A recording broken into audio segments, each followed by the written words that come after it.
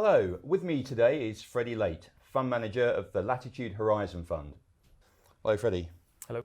The election's done and dusted, a significant Conservative Party majority, exactly what we're told the markets wanted. We had the initial sort of Boris bounce, it lasted a couple of days. I mean, what is your reaction to the actual result, both in terms of what it means for market direction and asset choice? A couple of other questions. How high can UK indices go? Are we looking at 8,000 for the FTSE this year? Yeah, no, I think it's unmitigated good news for the market. I think the risk of a Corbyn government was one of the primary concerns for the market for the last few years. And you've seen business investment stalling and markets far below their global peers. But we're not out of the woods yet. We still haven't had a Brexit. There's been new legislation put forward today by Boris Johnson, which is causing the pound and the markets to fall. So I think we're going to continue with a period of uncertainty, albeit probably with a higher level of certainty as we enter 2020. So I think that's very good news for the market. The FTSE itself should bounce, but it will depend on sterling because 75 to 80% of the FTSE's earnings are overseas. So as sterling rallies, those overseas earnings are translated back. But I do believe 8,000 is a fair level for the FTSE 100 by the end of next year. Okay, of course, mid-caps been beneficiaries, haven't they? So we talk about the FTSE 100 and 8,000, but I guess investors, should they be looking at the 250, FTSE 250 next year? Yeah, I think investors really should be focusing on UK domestic stocks. There's plenty of stocks that are in the sort of 2 to 10 billion market cap, UK focused, very high quality businesses like Howdens or Tesco's and things like that, where the majority of the earnings are earned in the UK. Those are the stocks I'd be focusing on as opposed to those overseas earnings if you're trying to play a lowering of uncertainty and improved investment outlook in the UK itself. Yeah. In your latest market commentary, which I read with interest, I mean, you talk about hunkering down for the winter. Now that was pre the election result. Is the result forcing you to make changes to your portfolio? Is it going to happen now, or is this something that happens over time? So we broadly thought that this result was the most likely and put the portfolio together in that way in anticipation. So we've done well throughout the last few days and hopefully will in the future. The hunkering down point was really, it's been a series of bottom-up decisions. It's more of an output than an input. At Latitude, we don't tend to make big macro decisions, believing it's much harder than making lots of little individual bottom-up decisions. And as a result of most global stock markets being quite expensive, having great success with our stock picking and our bond picking this year, we've just cut a little bit back, gone to shorter duration, gone into a bit more cash, fully hedged back to sterling, and are sort of waiting to see when the markets give us a little bit more clarity next year. Okay. You just mentioned UK assets, the FTSE 250 mid-caps primarily. So we saw a significant rally post the election in the past few days. But how is the equity portion of your portfolio split geographically? Are you switching more money into, or will you be switching more money into UK stocks? Are you happy with the split?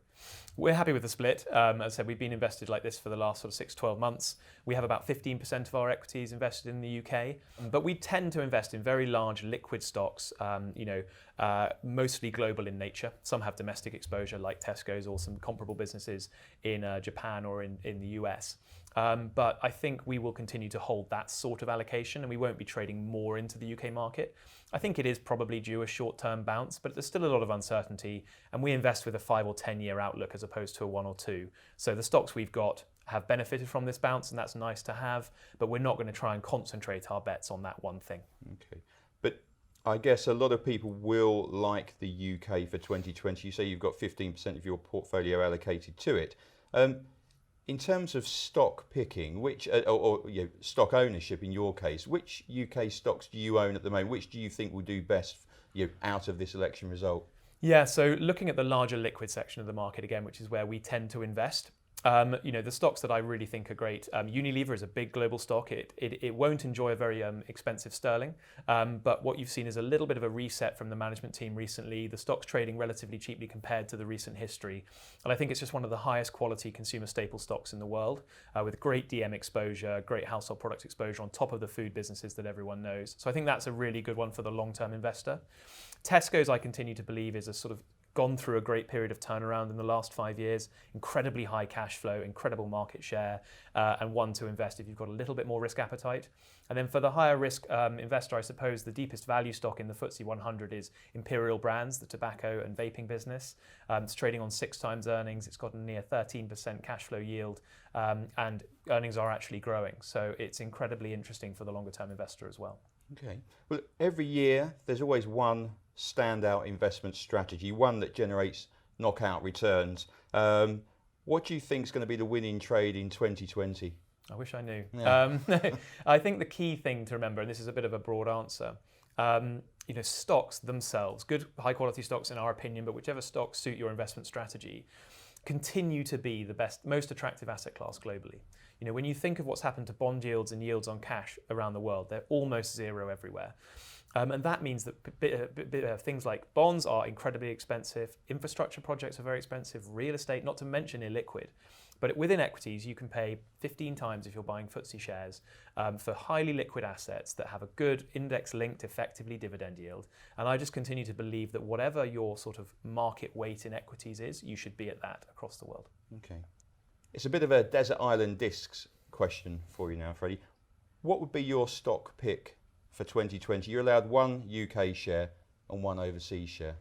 Okay, I'm not very good at calling short-term returns, but I think next year Tesco's is going to come into its own. So it's a stock we've owned for a number of years. Everybody knows it. Super high free cash flow and an increasing level of free cash flow coming out of that business. A lot of options around their new stores, their Club Card Plus programs, their farm brands, own brands business. So I continue to believe the next 3 to 5 years will be very bright for Tesco's. Hopefully 2020 will be a good start to that. On the international stage, another retailer that we've been looking at is called Advance Auto Parts in America. They're a little bit like a Halfords type business in America. There's 3 of them in the market. The other 2 players have already sort of doubled in the last couple of years, and Advance Auto Parts has been lagging slightly as it changes its management and addresses a few of its integration issues. But I believe that stock is set to double earnings over the next 3 to 5 years. It's going well through its turnaround phase as well, highly insulated from the likes of Amazon or anyone else trying to compete because they're heavy, bulky, service-led items. You want help with your wiper blades, things like that. So I think that'll do very well next year and could re-rate substantially. Freddie, thank you very much. Thank you very much.